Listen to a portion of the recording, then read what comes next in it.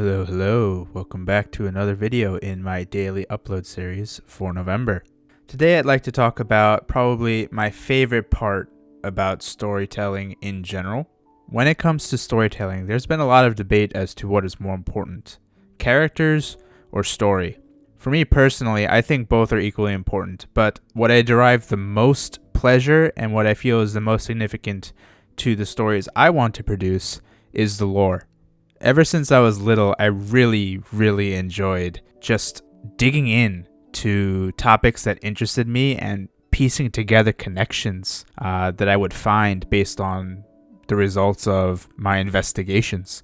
It started as early as 5 years old when I first learned about dinosaurs, and I would actually, at the age of 5, try to convince my parents to go to the library and rent out as many dinosaur encyclopedias as possible. And I would take a look at all the schematics of what their bones might have looked like, along with all the interesting facts and tidbits about them. And then I would go into my backyard and try to dig up my backyard. I would get yelled at for it because my parents didn't want me to do that, of course. They didn't want me ruining the yard, but I tried. I tried a whole lot. And my imagination kind of just spiraled out of control from there. I would create maps where I believed dinosaur bones would be located in school, whereas a lot of people were saying they wanted to be actors or doctors or part of the military. I would say I want to be a paleontologist, and everybody would look at me weird because they would not know what that is, and I have to explain, oh, it's that guy that goes and digs up dinosaur bones.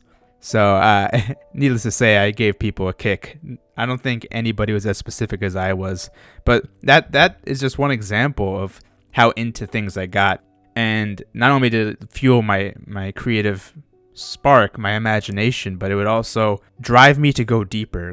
Once I started, I couldn't come back up. I had to keep diving down further and further. Later on in life, when I got a little bit older and I was tending more towards 11, 12, 13, this same phenomenon happened with history classes. A lot of people my age, especially at that time, didn't really like history. I was one of the few that, I didn't actively try to pay attention to history, but it would grab me just naturally. So when I would do history homework, when I would do the reading, I actually legitimately did all the readings we had to do. And, even though it wasn't assigned, I would read more of the textbook because I just wanted to know more. Oftentimes, I would finish my homework and sit there just still reading the history book. That's like the only class it happened for, by the way. Like my science textbooks, no, just the assignment. Math, same thing. So it was very specifically history that captured my attention. And I don't know why, but it resonated with me. It made me think. And I always wanted to know why, but why? What was the point? Where did this lead? And I started developing sort of a picture of how the world was progressing forward. And I used that to formulate my own connections about how the world came to be at that point in time in my life.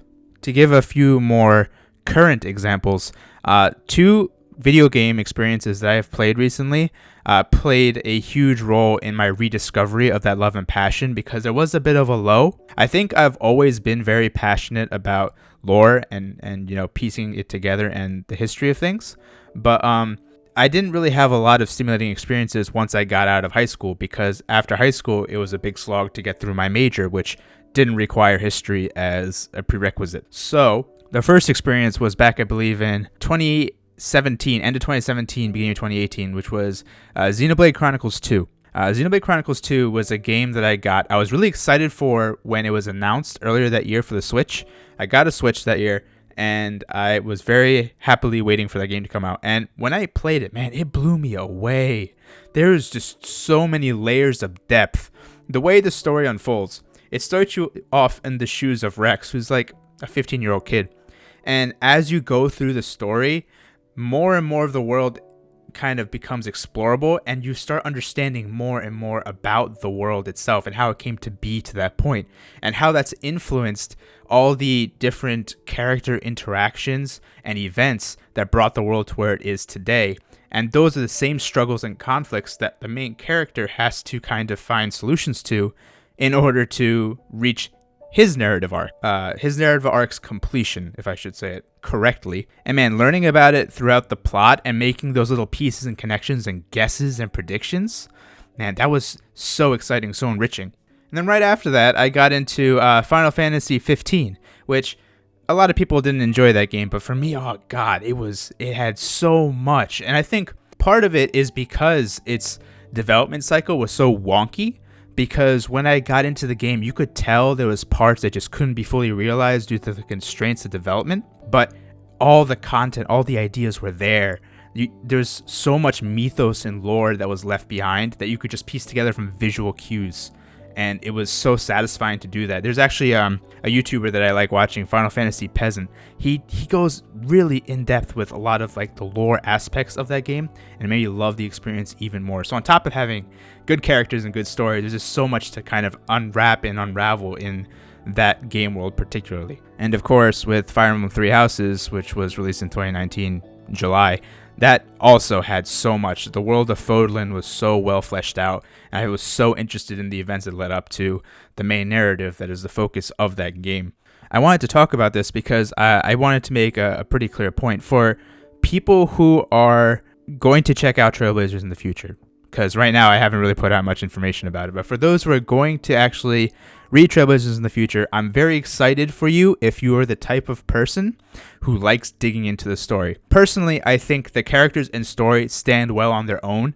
You don't need any of the additional lore that I'm going to put in, but because I'm creating this world, I get to dictate what the lore is, and I get to dictate how the lore is going to be fractured and placed within my story and within my characters' arcs, and that's really appealing to me. That's like the most exciting part about writing Trailblazers. Every time I write Trailblazers, 99% of the time I'm doing a big chunk of lore on top of whatever plot events I have to put out, whatever character arcs I have to make sure I include in each part of that story, specifically for book one. Yeah, I guess it's strange because I'm the type of person who gets really into the backstories of characters and trying to figure out how they became the people they are in the story, and, you know, predict how they're going to evolve as the story continues. And that's really the main draw. The main draw to creating for me is that I want to tell stories, but I want to have an explicit focus on that element because I want people to get lost. I want them to immerse themselves and always feel like there's something to discover. That's just how I personally feel stories should be. But that's all I got for this topic. Thank you so much for watching. If you'd like to keep up to date on any of my artistic efforts, including updates on Trailblazers, you can follow me on Instagram. If you haven't already, you can also join my Discord. Link will be in the description box below. And last but not least, if you'd like to see more video content from me, because more is on the way, please consider subscribing to this channel. Take care, everyone. Have a great one, and I'll see you in the next video.